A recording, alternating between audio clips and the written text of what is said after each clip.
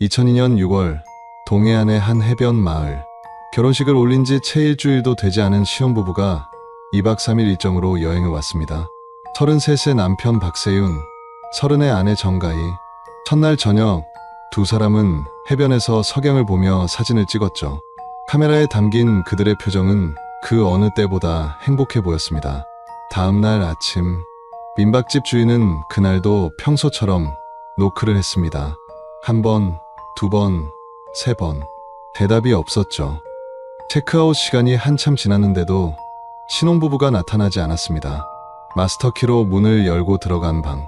캐리어는 열려 있었고 침대 옆 탁자에는 2개의 휴대폰이 나란히 놓여 있었습니다. 지갑도 카메라도 모든 짐이 그대로였죠. 오직 사람만 사라진 것입니다. 경찰과 해경, 수백 명의 자원봉사자들이 산과 바다를 뒤졌지만 단서는 없었죠. 목격자도 증거도 그 어떤 흔적도 찾을 수 없었습니다. 그리고 10년이 흘렀습니다. 사건은 사람들의 기억 속에서 점점 잊혀갔고 누구도 다시 이 부부의 이름을 꺼내지 않았죠. 그런데 평범하던 어느 날 중고 거래 사이트에 올라온 낡은 가죽 가방 하나가 모든 것을 뒤흔듭니다. 너무나도 충격적인 발견이었죠. 그 가방은 어떻게 중고 시장에 흘러들어간 걸까요? 그리고 그 안에 숨겨진 진실은 무엇이었을까요? 그날의 흔적에서 전해드립니다. 오늘의 이야기를 시작하기 전에 잠깐만요. 구독과 좋아요를 눌러주시면 이러한 이야기들을 계속 전할 수 있는 큰 힘이 됩니다. 2002년 6월 서울의 한 예식장에서 박세윤과 정가희의 결혼식이 열렸습니다. 33세 박세윤은 중소기업에서 일하는 평범한 회사원이었고 30의 정가희는 프리랜서 작가를 꿈꾸며 다음 카페를 운영하던 여성이었죠. 두 사람은 지인의 소개로 만나 1년간의 연애 끝에 결혼을 결정했습니다. 결혼식은 소박했지만 따뜻했습니다. 양가 부모님과 친지들이 모여 두 사람의 앞날을 축복했죠.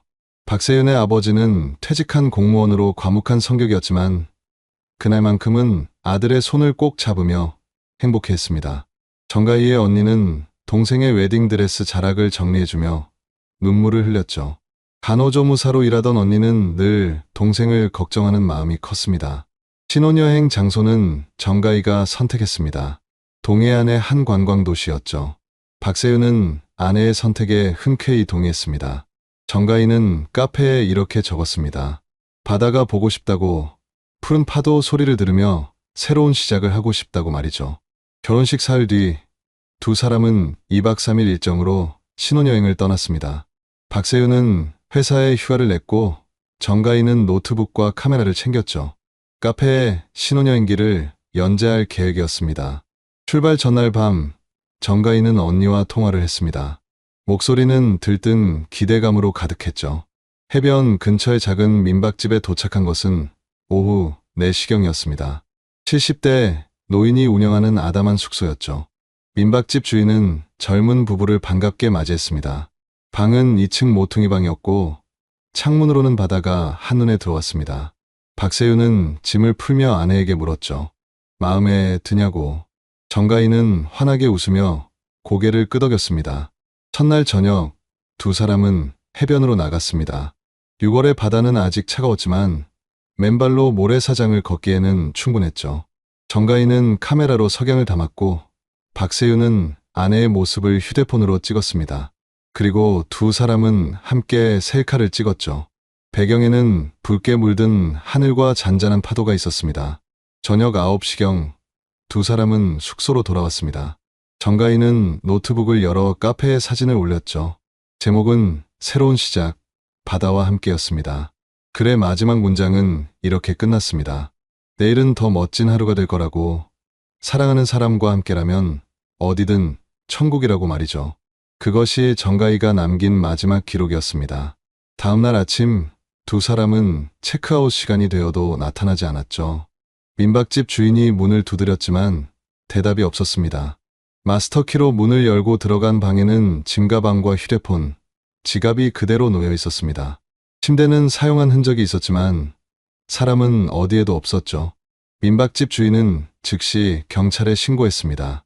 하지만 이미 12시간 이상이 지난 뒤였죠. 황금 시간은 놓쳐버린 것입니다. 경찰이 도착한 것은 신고를 받고 30분 뒤였습니다. 담당 형사는 먼저 방을 살펴봤죠. 여행용 캐리어 2개가 정리되지 않은 채 열려 있었고 옷가지들이 여기저기 놓여 있었습니다. 정가희의 노트북은 켜진 상태였지만 화면 보호기가 작동 중이었죠. 박세윤의 지갑에는 현금 50만 원과 신용카드가 그대로 들어 있었습니다. 무엇보다 이상한 것은 두 사람의 휴대폰이었습니다. 침대 옆 탁자에 나란히 놓여 있었죠. 2002년 당시에도 외출할 때 휴대폰을 두고 나가는 경우는 드물었습니다. 형사는 민박집 주인에게 물었습니다. 어제 밤에 특별한 일은 없었냐고. 주인은 고개를 저었죠. 저녁 9시경에 부부가 돌아오는 것을 봤고 그 이후로는 아무 소리도 듣지 못했다고 했습니다. 해경과 소방대가 동원되어 대대적인 수색이 시작됐습니다. 해변과 인근 방파제, 숲길까지 샅샅이 뒤졌죠. 잠수부들이 바다에 투입됐고 경찰견이 동원되어 냄새를 추적했습니다. 하지만 아무런 단서도 찾을 수 없었습니다. 마치 두 사람이 공기 중으로 증발해버린 것처럼 말이죠. 수색 이틀째 경찰은 주변 상점과 식당을 돌며 목격자를 찾기 시작했습니다. 해변 근처 편의점 주인이 중요한 증언을 했죠. 실종 전날 밤 8시경 박세윤이 음료수를 사러 왔다는 것입니다. 편의점 CCTV에는 박세윤의 모습이 선명하게 찍혀 있었죠. 평범한 반바지와 티셔츠 차림이었고 표정도 밝아 보였습니다. 콜라 2캔과 과자를 샀고 계산을 마치고 나가면서 좋은 저녁 되세요라고 인사까지 했다고 합니다. 그것이 박세윤의 마지막 목격 장면이었습니다. 편의점에서 민박집까지는 도보로 5분 거리였죠. 하지만 그 5분 사이에 무슨 일이 있었는지는 아무도 모릅니다. 당시 그 지역에는 CCTV가 거의 없었고 있는 것마저도 화질이 좋지 않았습니다. 정가희의 흔적도 찾기 시작했습니다. 카페를 확인한 결과 마지막 게시물은 실종 전날 밤 9시 15분에 올라온 것이었죠. 사진 4장과 짧은 글이었습니다. 사진 속 두 사람은 행복해 보였고 특별히 이상한 점은 없었습니다. 댓글란에는 친구들의 축하 메시지가 몇 개 달려 있었죠. 수색 사흘째 한 관광객이 제보를 했습니다. 실종 전날 밤 10시경 방파제 근처에서 남녀가 다투는 소리를 들었다는 것이었죠. 목소리가 꽤 컸고 여자가 우는 것 같았다고 했습니다. 하지만 어두워서 얼굴은 보지 못했고 그냥 연인들의 싸움이려니 하고 지나쳤다고 했죠. 경찰은 즉시 방파제를 다시 수색했지만 역시 아무것도 발견하지 못했습니다. 일주일이 지나자 언론이 관심을 갖기 시작했습니다. 신혼부부 미스터리 실종, 흔적 없이 사라진 두 사람 같은 제목의 기사들이 쏟아졌죠. 전국에서 제보가 들어왔습니다.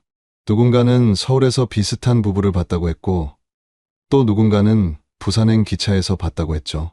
하지만 확인 결과 모두 오인이었습니다. 박세윤의 회사 동료들도 조사를 받았습니다. 한 동료는 이렇게 증언했죠. 최근 박세윤이 뭔가 고민이 있는 것 같았다고. 가끔 멍하니 있을 때가 있었고 야근도 자주 했다고 했습니다. 하지만 그것이 실종과 관련이 있는지는 알 수 없었죠. 회사 일로 스트레스를 받는 것은 누구나 겪는 일이었으니까요. 정가희의 친구들도 비슷한 증언을 했습니다. 결혼을 서두르는 것 같았다고, 원래는 가을에 하려고 했는데 갑자기 여름으로 앞당겼다고 했죠. 신혼여행 장소도 처음에는 제주도였는데 동해안으로 바꿨다고 했습니다. 하지만 그 이유에 대해서는 아무도 몰랐습니다. 정가희는 그저 바다가 보고 싶다고만 했다고 하죠. 수색은 한 달 넘게 계속됐지만 성과는 없었습니다. 경찰은 여러 가능성을 검토했죠. 자살, 타살, 실종, 도피. 하지만 어느 것도 확실한 증거가 없었습니다. 두 사람은 정말로 흔적도 없이 사라져버린 것입니다. 사건 발생 한 달이 지나자 여론이 뒤숭숭해지기 시작했습니다. 일부 언론은 자극적인 추측 기사를 쏟아냈죠. 신혼부부 자작극 의혹, 보험금 노린 실종 연극, 불륜과 도피, 그 진실은? 같은 제목들이 인터넷을 떠돌았습니다. 특히 한 주간지는 박세윤의 회사 동료와의 인터뷰를 대서특필했습니다. 동료는 박세윤이 결혼 전 주식 투자로 큰 손실을 봤다고 증언했죠. 약 3천만 원 정도였다고 합니다. 결혼자금으로 모아둔 돈이었는데 잘못된 투자로 날려버렸다는 것이었습니다. 하지만 정가희에게는 이 사실을 숨겼다고 했죠. 정가희 쪽에서도 이상한 소문이 돌기 시작했습니다. 대학 시절 남자친구가 언론에 나타났죠. 정가희가 결혼 2달 전에 연락을 해왔다는 것입니다. 만나자고 했지만 거절했고 전화 통화만 잠깐 했다고 했습니다. 목소리가 많이 불안해 보였다고 증언했죠. 하지만 무슨 내용인지는 말하지 않았습니다. 경찰은 이런 의혹들을 하나씩 확인했습니다. 박세윤의 주식 계좌를 조사한 결과 실제로 손실이 있었지만 3천만 원은 과장된 금액이었죠. 실제로는 800만 원 정도였습니다. 또한 정가희의 전 남자친구 증언도 신빙성이 떨어졌습니다. 통화 기록을 확인한 결과 통화 시간은 3분도 안 됐고 정가희 쪽에서 먼저 끊은 것으로 나타났죠. 그럼에도 소문은 계속 퍼져나갔습니다. 민박집 주인도 압박을 받기 시작했죠. 일부 네티즌들은 주인이 뭔가 숨기고 있다고 주장했습니다. 나이든 노인이 젊은 부부를 해쳤을 거라는 황당한 추측까지 나왔죠. 민박집 주인은 결국 영업을 중단해야 했습니다. 양가 부모들은 언론의 추측성 보도에 분노했습니다. 박세윤의 아버지는 기자회견을 자청했죠. 떨리는 목소리로 말했습니다. 우리 아들은 그런 아이가 아닙니다. 성실하고 책임감 있는 아이였어요. 제발 확인되지 않은 소문을 퍼뜨리지 말아주세요. 정가희의 언니도 카페에 긴 글을 올렸습니다. 동생이 얼마나 결혼을 기다렸는지, 얼마나 행복했는지를 적었죠. 신혼여행 가방을 사러 같이 쇼핑을 갔던 날의 이야기도 있었습니다. 가죽 가방을 고르면서 언니 이거 어때? 세윤 씨도 좋아할까? 라고 물었다고 했죠. 하지만 시간이 지날수록 관심은 식어갔습니다. 새로운 단서도 없고 목격자도 나타나지 않았죠. 경찰도 수사 인력을 줄이기 시작했습니다. 미제 사건으로 분류될 가능성이 커 보였습니다. 실종 1년이 지났습니다. 경찰 수사는 사실상 중단됐지만 양가 가족들은 포기하지 않았죠. 특히 정가희의 언니는 매주 주말마다 동해안으로 내려갔습니다. 전단지를 들고 해변과 시장, 터미널을 돌며 사람들에게 물었죠. 혹시 이 사람들을 본 적 있냐고. 박세윤의 어머니도 움직이기 시작했습니다. 평생 집안일만 하던 조용한 여성이었지만 아들을 찾기 위해 변했죠. 인터넷 카페를 만들고 실종자 가족 모임에 참여했습니다. 비슷한 아픔을 가진 사람들과 정보를 공유하며 희망의 끈을 놓지 않으려 애썼습니다. 2003년 겨울 한 제보가 들어왔습니다. 실종 당일 새벽 2시경 해변에서 500m 떨어진 야산 입구에서 승용차를 본 사람이 있다는 것이었죠. 검은색 승용차였고 불이 꺼진 채 정차해 있었다고 했습니다. 하지만 차량 번호는 기억하지 못했고 너무 오래전 일이라 정확하지도 않았습니다. 그래도 가족들은 희망을 가졌습니다. 경찰에 재수사를 요청했지만 거절당했죠. 증거가 너무 빈약하다는 이유였습니다. 정가희의 언니는 직접 탐문을 시작했습니다. 야산 주변 주민들을 만나 물었지만 아무도 기억하는 사람이 없었죠. 2004년 여름 박세윤의 아버지가 쓰러졌습니다. 뇌절 중이었죠. 다행히 목숨은 건졌지만 왼쪽 몸을 제대로 쓸 수 없게 됐습니다. 의사는 스트레스가 원인이라고 했습니다. 아들의 실종 이후 제대로 잠을 자지 못했고 매일 같은 악몽에 시달렸다고 하죠. 정가희의 어머니도 심리치료를 받기 시작했습니다. 우울증과 불안장애 진단을 받았죠. 딸이 살아있다고 믿으면서도 한편으로는 최악의 상황을 떠올리며 괴로워했습니다. 가족들은 점점 지쳐갔지만 그래도 포기할 수 없었습니다. 2005년 정가희의 언니는 사설 탐정을 고용했습니다. 적지 않은 비용이었지만 마지막 희망이라고 생각했죠. 탐정은 석 달간 조사를 했습니다. 실종 당시의 기록을 다시 검토하고 놓친 단서가 없는지 확인했죠. 그리고 한 가지 이상한 점을 발견했습니다. 실종 전날 정가희의 휴대폰으로 걸려온 전화가 있었는데 발신자 번호가 없었다는 것이었죠. 공중전화도 아니고 그냥 번호 자체가 표시되지 않았습니다. 통화 시간은 50초 정도였고 오후 5시경이었습니다. 하지만 이것만으로는 아무것도 알 수 없었죠. 시간은 계속 흘렀고 세상은 변해갔습니다. 하지만 두 사람은 여전히 돌아오지 않았습니다. 2007년 실종 5년째가 되던 해였습니다. 이제 사건을 기억하는 사람은 많지 않았죠. 새로운 실종 사건들이 계속 일어났고 언론의 관심도 완전히 사라졌습니다. 경찰 파일 속에서도 박세윤과 정가희의 사건은 미제 사건 서류 더미 속에 묻혀 있었습니다. 정가희의 언니는 여전히 매달 한 번씩 동해안을 찾았습니다. 하지만 이제는 전단지를 돌리지 않았죠. 그저 동생이 마지막으로 머물렀던 해변을 걸으며 혼자 기도했습니다. 민박집은 이미 다른 건물로 바뀌어 있었고 주인 노인도 2년 전에 세상을 떠났습니다. 박세윤의 부모님은 서울을 떠나 시골로 내려갔습니다. 아버지의 건강이 계속 악화됐고 도시 생활이 힘들어졌죠. 어머니는 매일 아침 아들의 사진 앞에 밥을 차려놓았습니다. 돌아올 때 배고플까봐 걱정이라고 했죠. 이웃들은 안쓰러워하면서도 아무 말도 하지 못했습니다. 2009년 한 다큐멘터리 팀이 사건을 다시 조명했습니다. 미스터리 실종 사건들이라는 프로그램이었죠. 제작진은 당시 수사 자료를 다시 검토하고 관련자들을 인터뷰했습니다. 하지만 새로운 사실은 없었습니다. 오히려 시간이 지나면서 증언들이 더 모호해졌죠. 프로그램에 출연한 프로파일러는 이렇게 분석했습니다. 계획적인 실종이라기보다는 우발적인 사고일 가능성이 높다고. 하지만 시신이 발견되지 않은 것이 이상하다고 했죠. 바다에 빠졌다면 며칠 내에 떠올랐을 테고 산에서 조난됐다면 흔적이 있었을 텐데 말입니다. 2010년 정가희의 어머니가 기자회견을 열었습니다. 누군가 알고 있는 게 있다면 제발 말해주세요. 살아있든 죽었든 알고 싶습니다 라고 울먹였죠. 하지만 반응은 거의 없었습니다. 사람들은 이미 잊어버린 사건이었으니까요. 그의 말, 정가희의 친구 한 명이 이상한 이야기를 했습니다. 실종 일주일 전에 정가희가 물었다는 것이었죠. 만약 내가 갑자기 사라진다면 어떻게 할 거야? 라고. 그때는 농담인 줄 알았는데 지금 생각해보니 의미심장했다고 했습니다. 하지만 이것도 확인할 방법은 없었죠. 2011년 실종자 가족 모임에서 박세윤의 어머니와 정가희의 언니가 만났습니다. 두 사람은 서로를 위로하며 울었죠. 그리고 약속했습니다. 끝까지 포기하지 않겠다고. 진실이 무엇이든 꼭 밝혀내겠다고 말입니다. 하지만 세월은 야속했습니다. 기억은 흐릿해졌고 증거는 사라졌습니다. 10년이 다 되어가는데도 두 사람의 행방은 여전히 미스터리였죠. 2012년 가을 평범한 화요일 오후였습니다. 정가희의 언니는 점심시간에 습관처럼 중고거래 사이트를 둘러보고 있었죠. 간호조무사로 일하는 병원 휴게실에서 잠깐의 휴식 시간이었습니다. 그런데 갑자기 심장이 멎는 듯한 느낌이 들었습니다. 화면에 떠있는 낡은 가죽 가방. 갈색 빛이 바랜 여행용 가방이었죠.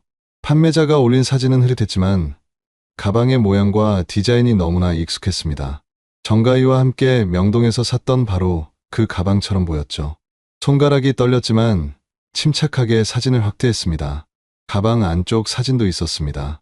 낡은 안감이 찢어진 부분, 작은 주머니의 위치, 모든 것이 일치했죠. 그리고 결정적으로 가방 안쪽 모서리에 희미하게 보이는 글씨가 있었습니다. 사진으로는 잘 안 보였지만 분명 무언가 새겨져 있는 것 같았습니다. 정가희의 언니는 즉시 판매자에게 연락했습니다. 20대 후반의 대학원생이었죠. 서울 외곽에 살고 있다고 했습니다. 가방을 직접 보고 싶다고 했더니 흔쾌히 승낙했습니다. 다음 날 만나기로 약속했죠. 카페에서 만난 판매자는 평범한 청년이었습니다. 가방을 건네받은 정가희의 언니는 안쪽을 자세히 살펴봤죠. 그리고 숨이 막혔습니다. 볼펜으로 작게 새겨진 글씨, 세윤앤드 가희라고 분명히 쓰여 있었습니다. 정가희가 직접 쓴 글씨체였죠. 판매자에게 물었습니다. 이 가방을 어디서 구했냐고. 청년은 5년 전쯤 벼룩시장에서 샀다고 했죠. 정확한 장소는 기억 안 나지만 서울 근교였다고 했습니다. 가방 안에 뭐가 들어있었냐고 물으니 오래된 영수증 몇 장과 모래가 조금 있었다고 했습니다. 영수증은 버렸고 모래는 털어냈다고 했죠. 정가희의 언니는 즉시 경찰에 신고했습니다.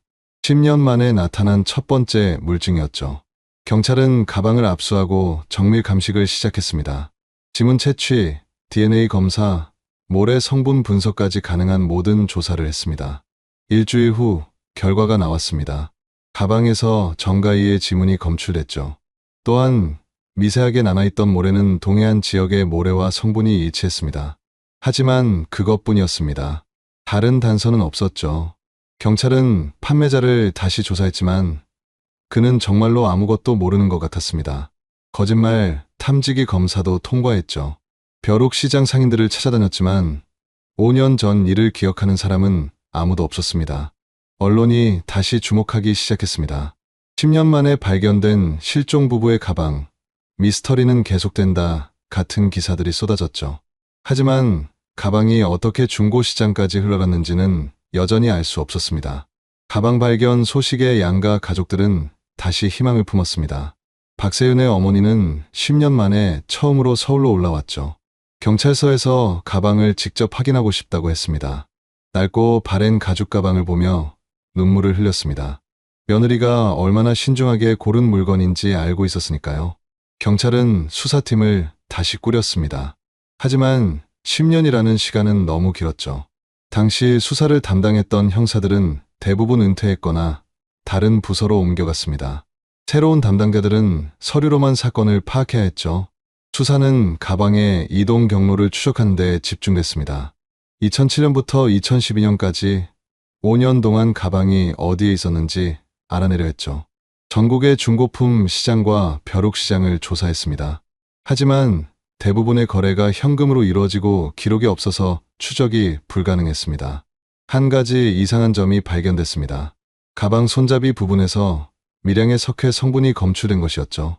동해안 지역에는 석회암 지대가 거의 없었습니다. 이것은 가방이 다른 지역으로 이동했을 가능성을 시사했죠.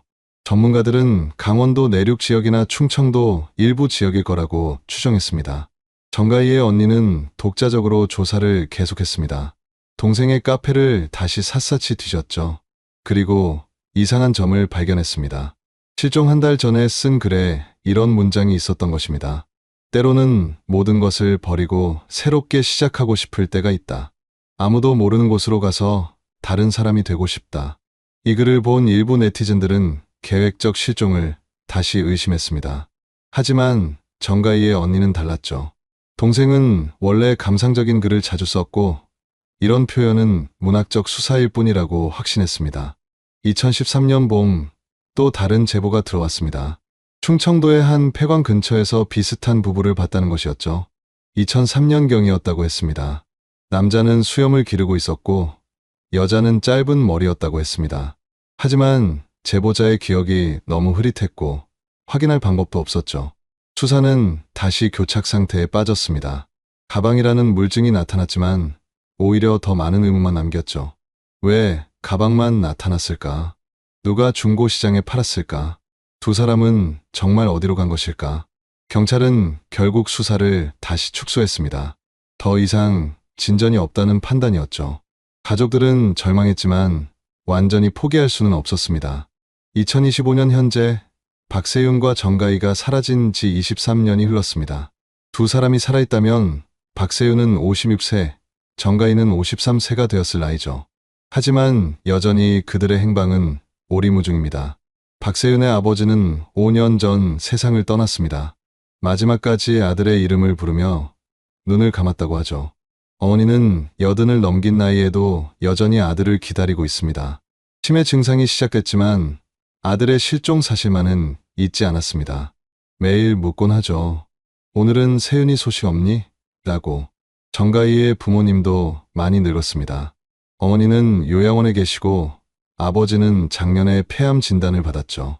정가희의 언니만이 여전히 활발하게 움직이고 있습니다.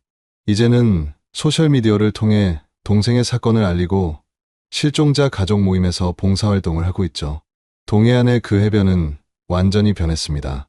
고층 리조트들이 들어섰고 관광객들로 붐비는 명소가 됐죠. 해변 한쪽 구석, 작은 벤치 하나만이 과거를 기억하고 있습니다. 박세윤 정가의 실종 장소라는 작은 명패가 달린 벤치. 하지만 대부분의 사람들은 그냥 지나칩니다. 가끔 누군가 꽃을 놓고 가기도 합니다. 누구인지는 알 수 없죠. 어쩌면 비슷한 아픔을 가진 사람일지도 모릅니다. 바다는 여전히 파도를 만들고 모래사장은 매일 조금씩 모양을 바꿉니다. 시간은 모든 것을 지우려 하지만 기억하는 사람들이 있는 한 완전히 사라지지는 않죠. 경찰 창고 한 구석에는 증거품 상자가 먼지를 뒤집어 쓴 채 놓여 있습니다. 그 안에는 정가희의 가방과 당시 수사 기록들이 들어있죠. 미제 사건 파일에는 장기 실종이라는 딱지가 붙어 있습니다.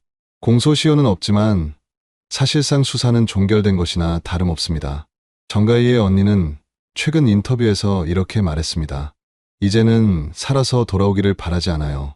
그저 무슨 일이 있었는지, 어디에 있는지만이라도 알고 싶습니다.